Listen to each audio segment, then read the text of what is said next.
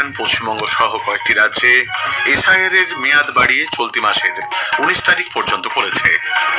আন্তর্জাতিক মুদ্রা তহবিল আইএমএফ বলেছে যে ভারত বিশ্ব অর্থনীতির একটি প্রধান চালিকা শক্তি। ভারতীয় দূতাবাস ইসরায়েলে অপ্রয়োজনীয় ভ্রমণ এড়িয়ে চলার জন্য নাগরিকদের পরামর্শ দিয়েছে। ভারতের লক্ষ্য সেন ইন্ডিয়া ওপেন ব্যাডমিন্টন প্রতিযোগিতার পুরুষদের সিঙ্গেলসে কোয়ার্টার ফাইনালে উঠেছেন। আসছি বিস্তারিত খবরে।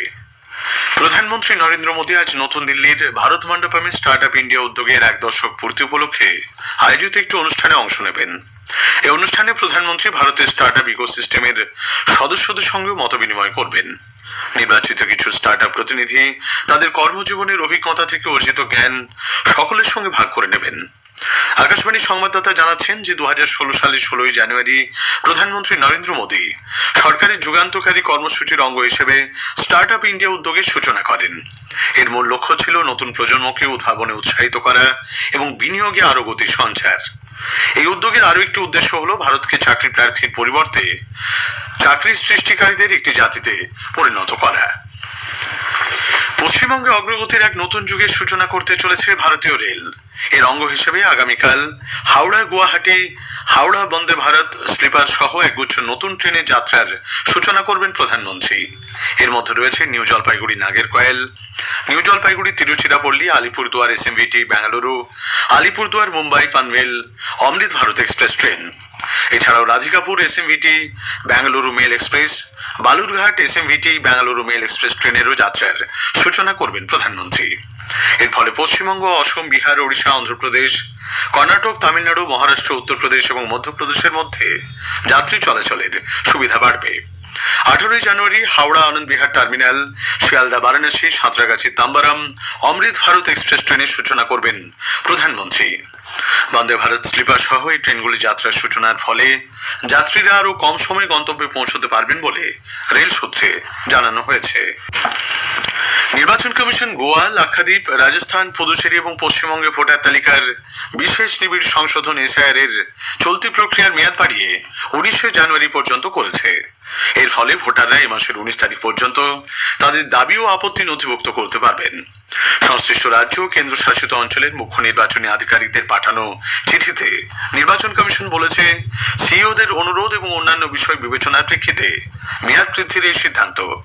নির্বাচন কমিশন সিইওদের বিষয়টি ব্যাপক প্রচারের নির্দেশ দিয়েছে। আন্তর্জাতিক মুদ্রা তহবিল আইএমএফ বলেছে যে ভারত বিশ্ব অর্থনীতির একটি প্রধান চালিকা শক্তি। তৃতীয় ত্রৈমাসিকে ভারতের অর্থনৈতিক বৃদ্ধি প্রত্যাশার চেয়ে বেশি ছিল বলে আইএমএফ এর পর্যবেক্ষণ। আইএমএফ এর যোগাযোগ বিভাগের পরিচালক জুলি কোজাক এক সাংবাদিক সম্মেলনে বলেন, ভারতের বিকাশ মজবুত এবং এটি মূলত শক্তিশালী অভ্যন্তরীণ চাহিদার দ্বারা চালিত হচ্ছে। India is a key growth engine for the world. India's growth in 2025, when we did our Article 4 staff report, we had estimated growth for fiscal year 25-26 at 6.6%. Third quarter growth in India came out stronger than expected. রাষ্ট্রপতি দ্রৌপদী মুর্মু আজ পাঞ্জাবের জলন্ধরে doctor B R. Ambedkar national institute of টেকনোলজির 21তম সমাবর্তনে যোগ দেবেন। তিনি 1452 জন শিক্ষার্থীকে ডিগ্রি প্রদান করবেন। এছাড়া তিনি উঁচু স্তম্ভে স্থাপিত জাতীয় পতাকার উদ্বোধন করবেন। একই সঙ্গে তিনি দুটি উৎকর্ষ কেন্দ্রেরও আজ সূচনা করবেন। সরস্বতী পুজো এবং নেতাজির জন্মজয়ন্তী 23 জানুয়ারি জয়েন্ট এন্ট্রান্স মেইন পরীক্ষা হচ্ছে না বলে জানিয়ে দিয়েছে ন্যাশনাল টেস্টিং এজেন্সি এনটিএ।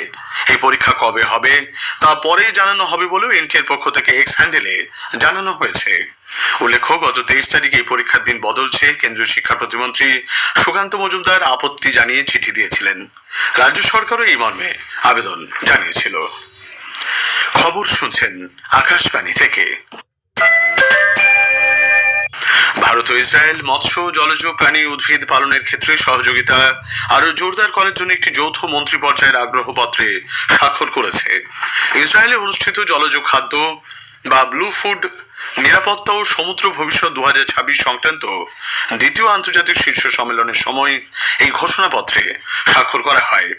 এক বিবৃতিতে মৎস্য, পশুপালন ও দুগ্ধ উৎপাদন মন্ত্রক জানিয়েছে যে এই আগ্রহপত্রে জলজ প্রাণী, উদ্ভিদ পালন প্রযুক্তিতে যৌথ গবেষণা, উন্নয়ন, মাছ ধরার অনুশীলন ও সক্ষমতা বৃদ্ধির উপর গুরুত্ব দেওয়া হয়েছে। উপকূলরক্ষী বাহিনী আরব সাগরে আন্তর্জাতিক সমুদ্র রেখার কাছে ভারতীয় জলসীমার অভ্যন্তরে 9 স্ক্রু সহ একটি পাকিস্তানি মাছ ধরার নৌকো আটক করেছে। আল মাদিনা নামের পাকিস্তানি নৌকোটিকে বুধবার তটরক্ষী বাহিনীর আইসিজি একটি জাহাজ দেখতে পায়। ভারতীয় উপকূলরক্ষী বাহিনীর পক্ষ থেকে চ্যালেঞ্জ করা হলে নৌকোটি পাকিস্তানের দিকে পালানোর চেষ্টা করে। আইসিজি জাহাজটি ভারতীয় জলসীমার মধ্যে সেটিকে আটক করে। তেল আভিভে ভারতীয় দূতাবাস সেখানকার বর্তমান পরিস্থিতির প্রেক্ষিতে ভারতীয়দের বিশেষ প্রয়োজন ছাড়া ইসরায়েল সফর না করার পরামর্শ দিয়েছে। যেসব ভারতীয় বর্তমানে ইসরায়েলে রয়েছেন তাদের পরিস্থিতির উপর বিশেষ নজর রাখতে এবং ইসরায়েলি কর্তৃপক্ষের জারি করা নিরাপত্তা সংক্রান্ত নীতি নির্দেশিকা কঠোরভাবে মেনে চলার পরামর্শ দেওয়া হয়েছে। জরুরি পরিস্থিতিতে তাদের ভারতীয় দূতাবাসের 24 ঘন্টার হেল্পলাইন নম্বরে যোগাযোগ করতে পরামর্শ দেওয়া হয়েছে। গ্রিনল্যান্ড নিয়ে মার্কিন যুক্তরাষ্ট্রের উপরাষ্ট্রপতি জেডি ভান্স এবং ডেনমার্কের শীর্ষ কর্তাদের বৈঠককে ফলপ্রসূ বলে অভিহিত করেছে হোয়াইট হাউস। মার্কিন প্রেস সচিব ক্যারোলিন লেভিট জানিয়েছেন, উভয় পক্ষ একটি কর্মী দল গঠনে সম্মত হয়েছে যারা প্রযুক্তিগত আলোচনাকে এগিয়ে নিয়ে যাবেন। তিনি আরো বলেন, রাষ্ট্রপতি ডোনাল্ড ট্রাম্প স্পষ্ট ভাষায় জানিয়েছেন যে আমেরিকা গ্রিনল্যান্ড অধিগ্রহণ করতে চায়। দেশের জাতীয় নিরাপত্তার জন্য এই পদক্ষেপ অত্যন্ত গুরুত্বপূর্ণ বলে লেভিট উল্লেখ করেছেন। এদিকে ইরানে বিক্ষোভ দমনে ব্যাপক হত্যালীলার পরিণাম ভালো হবে না বলে আমেরিকা হুঁশিয়ারি দিয়েছে। ক্যারোলিন লেভিট বলেছেন, ইরানের প্রশাসনকে এ বিষয়ে স্পষ্ট বার্তা দিয়েছে আমেরিকার প্রশাসন। The president and his team have communicated to the Iranian regime that if the killing continues, there will be grave consequences. And the president received a message, as he revealed to all of you and the whole world, that the killing and the executions will stop. And the president understands that 800 executions that were scheduled and supposed to take place yesterday were halted. And so the president and his team are closely monitoring the situation, and all options remain on the table for the president. এদিকে Iran জুড়ে প্রতিবাদ বিক্ষোভে হাজার হাজার মানুষের মৃত্যু নিয়ে উদ্বেগের মধ্যে রাষ্ট্রসংঘ নিরাপত্তা পরিষদ গতরাতে নিউ ইয়র্কে জরুরি বৈঠকে বসে। চলতি সংকট নিরসনের লক্ষ্যে মার্কিন যুক্তরাষ্ট্র এই বৈঠকের আহ্বান জানায়। বৈঠক চলাকালীন রাষ্ট্রসংঘের সহকারী মহাসচিব মার্থা পোবি ইরানের দেশ জুড়ে উত্তাল বিক্ষোভ এবং মানবাধিকার নিয়ে উদ্বেগের বিষয়ে নিরাপত্তা পরিষদকে অবহিত করেছেন। আন্তর্জাতিক মুদ্রা তহবিল IMF এই মাসের 22 থেকে 28 তারিখ পর্যন্ত শ্রীলঙ্কায় একটি তদন্ত মিশন পাঠাচ্ছে। ঘূর্ণিঝড় ডিটওয়ার ক্ষয়ক্ষতি মূল্যায়নই এর উদ্দেশ্য। মিশনটি শ্রীলঙ্কাকে দেওয়া আন্তর্জাতিক সহায়তা EFF কর্মসূচির ওপর এর প্রভাব নিয়েও আলোচনা করবে। IMF এর যোগাযোগ বিভাগের নির্দেশক জুলি কোজাক এক সাংবাদিক সম্মেলনে গতকাল এই তথ্য জানান। কলকাতা হাইকোর্টের স্থায়ী প্রধান বিচারপতি পদে আজ শপথ নেবেন বিচারপতি সুজয় পাল। রাজ্যপাল সিভি আনন্দ বোস তাকে পদ ও মন্ত্রীগুপ্তির শপথ বাক্য পাঠ করাবেন। গত বছরের সেপ্টেম্বরে ভারপ্রাপ্ত প্রধান বিচারপতির দায়িত্বভার গ্রহণ করেন বিচারপতি সুজয় পাল। সম্প্রতি তাকে স্থায়ী প্রধান বিচারপতি নিয়োগের সুপারিশ করে সুপ্রিম কোর্টের কলেজিয়াম।